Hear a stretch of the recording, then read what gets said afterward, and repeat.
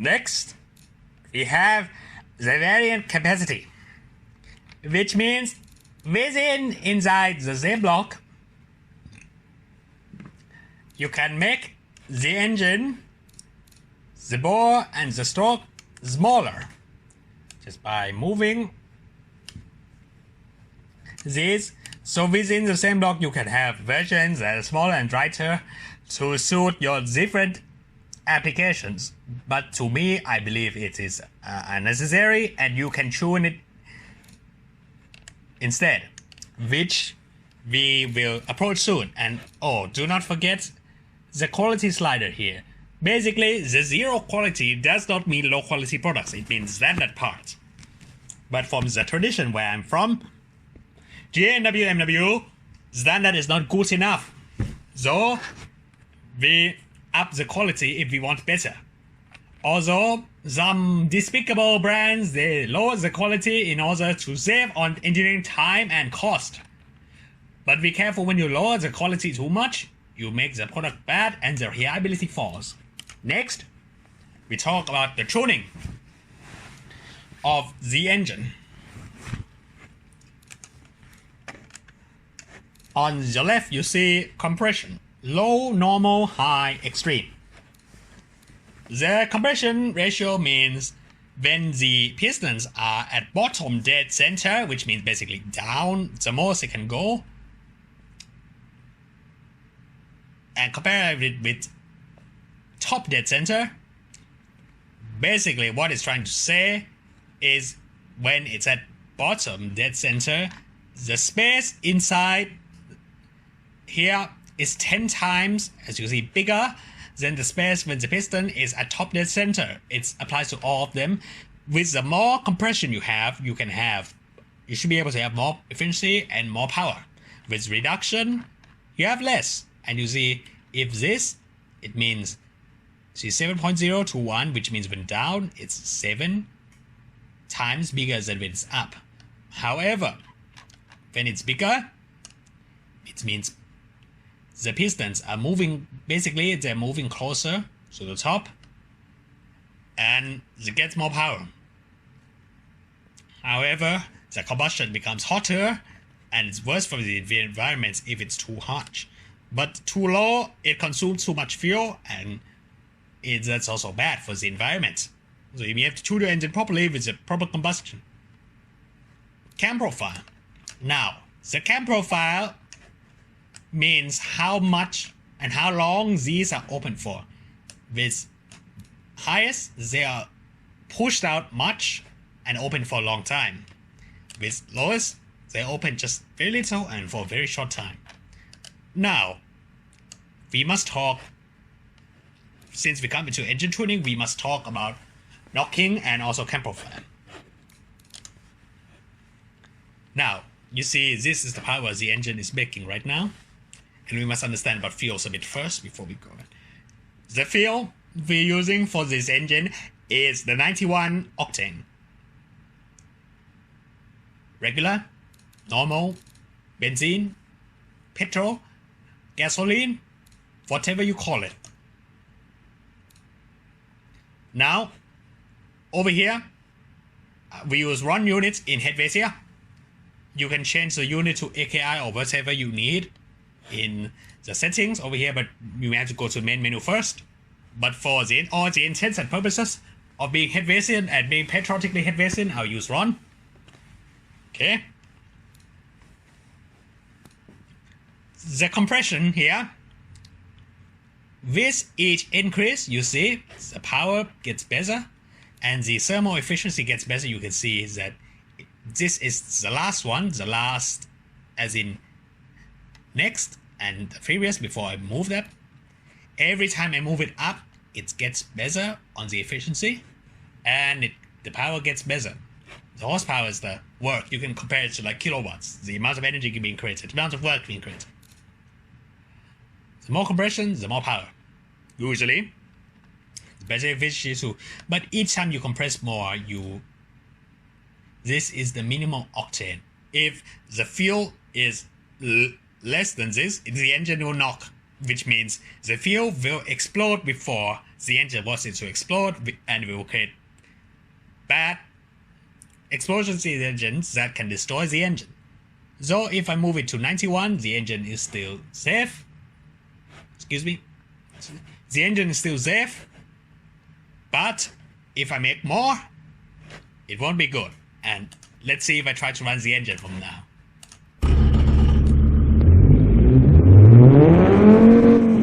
It's only knocking very little, but if it knocks too much, you really feel it. You really feel it.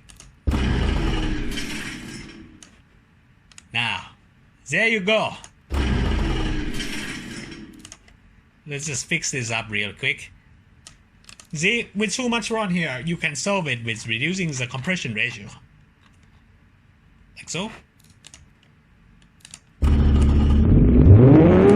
Engine starts right up and it works okay. Now, you can also increase the power by using the cam profile. The cam profile opens longer and it's more power usually. Now, the more cam you have over, if you move the cam profile up, you'll get more power at the higher RPM. Let's just move the RPM up just so you can see. With lower cam profile like this, the over here is not very good, the higher RPM with the engine spinning fast, but the low range will be better. And also the efficiency of the engine. So most cars will have it about over here where it says normal. So it's good for low range. And also some muscle cars, they have it low. But when open to the sport, because sporty drivers will drive about over here, the power is better over here, and the overall peak power will be better with a bigger cam. Also, when you open the cam, there's a good thing that happens is that the octane requirements comes down, and you can up the compression. This makes the engine a bit more powerful, and it's good for a sporty tune. They will do something like this, but with a more normal use, it'll be something like this for a normal use. A normal car will have something around like 10:1 compression. So this is like a normal family engine in the 1990s, something like this. But the problem is, what if you want low range power and efficiency, but you want the cam to open here because you don't like this power curve? Now, meet the thing that I love so much, VVL, the solution of our time. You can have the low cam here, and when there's a break, you can have more. Let's just add it to 44. You can see it's not so good, but when you have VVL, more power to you. It can be 41 for sometimes, then when the break comes, it can be 84, and it can be more powerful. Yeah, it's good, and this is the magic of technology. And this is why VVL is good. However, it is expensive and heavy. Now, VVL stands for variable, which means can change, vary. Valve, like we said, and lift, which means how much it opens, it lifts. Adjust as necessary. Over here it doesn't says raise, sport, and normal, but yeah, you can understand it cannot be lower, of course. It can only be higher than the original cam profile. VVT is variable valve. Variable is vary, that can change. Valve timing, which means the timing when it's open. None, which means none. The VVT on the intake valve, which means the valves will bring in the air, it can vary on the intake only. And all cams can be all of them. And let's see the improvements. No. Intake, better efficiency and lower emissions, better for the environment and good for your efficiency too. Smoothness is also better, slightly quieter. With all cams, more efficiency and more power. The intake also makes more power too. Not the peak power, but you see over here with the intake, bam, more power here. Lots more torque on the low end too. And you can also pump up over here as well. The quality, you can make it better as you, or worse, as you need. With the bad quality, the valve can open over here and it's all dead.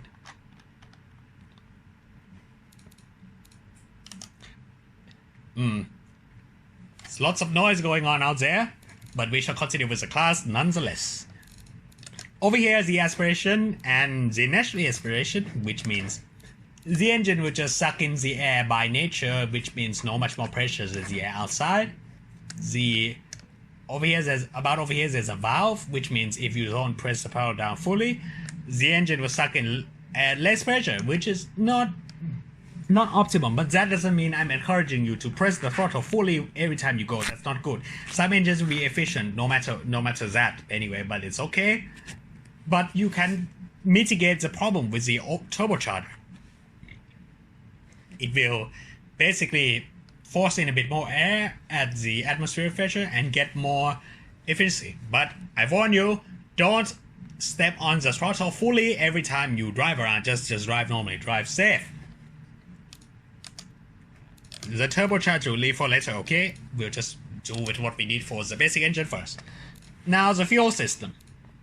Back in the olden days, they used to use a carburetor system, most likely a single barrel or something like that. Carburetor basically brings in air, and then there'll be a venturi to reduce the pressure and force the air in more, and the fuel will be injected as required by calculating of the analog tools, and it will eject over here, and then it'll go through by the intake valve. You can have many different kinds of carburetors, which it can increase or reduce the performance as necessary.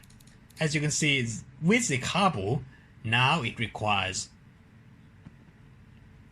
100 RON, which means the performance is not very good. But if you use the 4-barrel, it is better, but still not good enough for that engine, because we were tuning the engine like in the 90s. We need to use a more 90s tune. But if we were in the 1960s or something like that, we need to lower the compression for it to work with the system of the carburetors, and the power is lower now. Each different carburetor has different needs, so if you use DCOE, the octane requirement is better than the 4-barrel. 2-barrel, it needs more, and usually the carburetors are not very efficient. Now with the fuel injection, everything is so much better now. We have 4. The mechanical fuel injection is for the 1960s technology, about 1960s, 1970s. The good thing about the mechanical fuel injection is great. Better fuel efficiency than the carbu, but it works similar to carbu. Single point fuel injection, yes, pretty similar to carbu too, but EFI is the important part, which means the system is controlled with the computer. You see, the rail is similar to that of carbu. See? Similar with the MFI, mechanical fuel injection, and the single point. The difference is higher pressure, more efficiency than the single point, but the single point is more eco-friendly, and with the computer controls, you can use traction control and things like that too. Now, something more high-tech, something more 1990s. Multi-point fuel injection has different fuel injectors close to the it's close to the valves, and this system allows the advantage of being EFI as well, and also better environmental performance. The per cylinder, which means there are throttle plates, butterfly valves that open at each port instead of one single one at the intake manifold. Allows better breathing of the engine. And now for the best of the best, the favorite of the GENWMW is the direct injection system. You see, the octane requirement dropped by about 4.5 here, and the fuel efficiency just got better, smoothness better, because the explosion of fuel is better controlled. You see, the direct injection is also an EFI, but it's just not said. It's controlled by computer. And also the difference between direct injection and the multi-point and the single point is that fuel, although not shown here, is actually sprayed directly into the combustion chamber, which creates a cooling effect inside the combustion chamber, which means the engine can take more compression without knocking. The knocking is created by the temperatures inside being too hot. So that's the good thing about the direct injection system, and being a sophisticated fuel system, better fuel efficiency, better power due to more compression and everything like that, better fuel economy, better smoothness, better everything. The only thing that is bad about direct injection is the fuel system being very complicated to design and to maintain, and another one is bad direct injection systems create oil dilution, which means the fuel actually comes through and comes down over here through the crankshaft and comes to pollute the oil that protects the engine. That is very bad. Some engineers, they make mistakes, but if you're going to use direct injection, you must make sure that it's high quality, otherwise your consumers will suffer. Though some cars, they still stick with multi-point fuel injection even up to this day, because the multi-point fuel injection injects through the intake valve. As such, it cleans the valves here, and sometimes with direct injection, clogging. So, with more sophisticated direct injection systems, with port injection, so cleaning action is also there, as necessary. But we use direct injection for this example as being modern day engine. We have now upgraded. Now, as you can see, with the better system, I can up the compression to create more power and also more efficiency. Now, the very important thing that will make an engine good in terms of power and efficiency is upgrading the quality of the fuel injection system. When you up it, you can see the oxygen requirement coming down, emissions coming down, fuel efficiency going up, without increasing the compression. And when you do that, you can go and up the compression again. Now, better everything, almost 30% thermal efficiency, which is the standard of these days and about 5 years before. Sorry, the standard of about 2010. It's about 30% on the thermal efficiency. Now, the intake is an important choice. The standard intake has a standard air filter. Performance allows more air in, but it's a bit noisier, and the filter is more expensive. Race, no filter, or you might not see it here because there's a single throttle blocking here, but with the first cylinder, nothing. Just brings the air in, but the reliability just comes down like a rock. You see the reliability 60, which is average, but if you change the performance, 80, good. Now choose the kind of fuel you need. The regular 91 octane is the normal fuel that is on the road, good for most cars. Premium is higher octane, which means you add more compression, good for more performance cars. You see, super, more than that. Ultimate, not available in every country.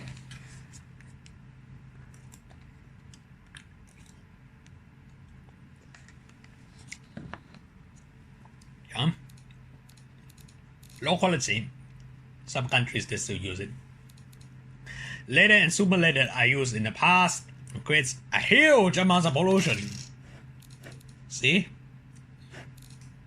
It's very bad for the environment. You cannot use a catalytic converter at all with that. So with about the 1970s, they unleaded. Do not ever use leaded fuel if you can. Very bad for the people around you. Think of the families that will suffer from your exhaust. Next, with the sort of exhaust, now comes the fuel mixture, which means the mixture of air and fuel inside the combustion chamber. If you use 15, you see here, it means in the combustion chamber, the maximum that it can happen is 15 ratio 15. You have 15 parts of air and 1 part of fuel, which is lean, which means there's more air. Well, sorry, let's go to 14.7. With 14.7, there is just enough air to burn all the fuel inside. It's called stoichiometric mixture. Less than that, it's called lean, which is there's more air left, which is unmixed. Lean burn is more efficient, cleaner, cooler as well in certain cases if it's lean enough, but when it's a bit leaner than stock, it could be a bit hotter, which creates more knocking. But you see, it's more efficient now with the lean mixture, but with if you enrichen it up, watch the thermal efficiency come down, but the octane also comes down because with the more fuel injected, it gets cooler inside the combustion chamber, but there is some unburned fuel, and you get it rich enough, you get black smoke coming out the back of your car. Yes.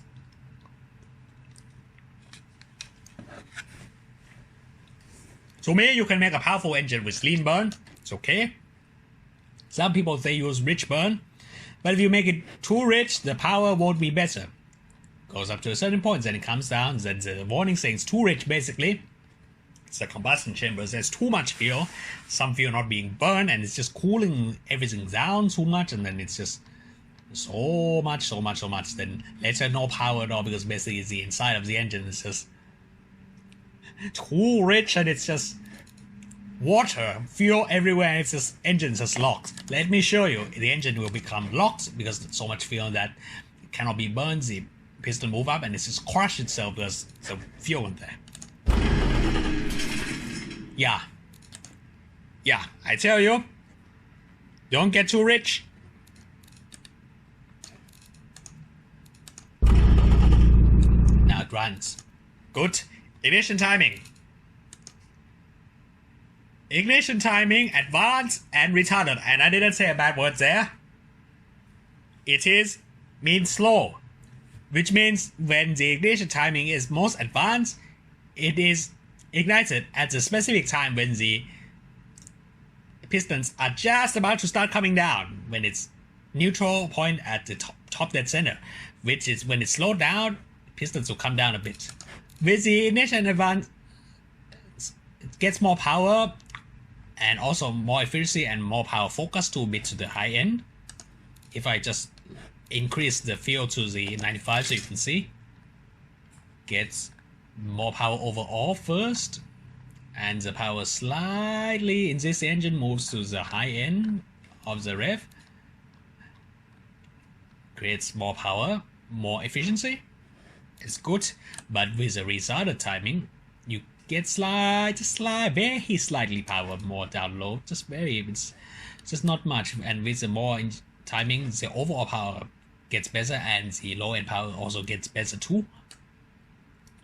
So ignition timing is a very important tool in making efficiency and power at the same time, just like compression. But when you get high, there's a rate of diminishing returns, which means the more you add, the less you get. Okay, so choose whatever you need. RPM limit is basically you limit how fast the engine can spin. Let me show you. I limit to 7,100 RPM. And it just goes that much, and it will be like that in the car. So the limiter can't be beat unless they beat it and they'll let the engine spin faster. How it works is that it works in the fuel system, and the fuel system will has cut off fuel or reduce the amount of fuel. But if I up it like that, the reliability goes down. If someone revs it like that, the problem is in the pistons. The low piston friction piston is the weakest components, but it makes it more efficient. But if I change to forge, it's okay, but the efficiency comes down. And you see, I can now rev it harder and can keep going. And if I make it harder, the engine will go to the point where it's actually destroying itself. Sounds good, but it's about to destroy itself. Make too much, yeah, just enjoy. And also another problem is the valve float, which will reduce the reliability. So you have to fix the valve float by adding more higher quality valves. There you go, or reducing the RPM and adding the things like that. Also, if you want to make it more efficient, you can use the VVL. So choose the rev properly. If you want more power, you need better quality valves. Usually supercars or things like that will rev high, but if you're using a normal sports car engine, perhaps 6,000 or 7,000 is okay, but if you can make it harder, you can make it higher. Up to you. I personally love high revving engines, and GENWMW we actually make 12,000 RPM, and here's another way as well. When you design the engine, you can reduce the stroke and focus on the bore about the same size, the 2.2 liter. The limit now is 1150, and you can just go ahead, add it there. It can hold, but the valve is not good enough. You see, you must check all limits. The piston can take, but the conrod cannot take, so you have to reduce. And the valves, you must fix it in order to make it become better, or maybe add more VL profile. See? Better now. Or add quality, whatever you need to do to make it better. Now,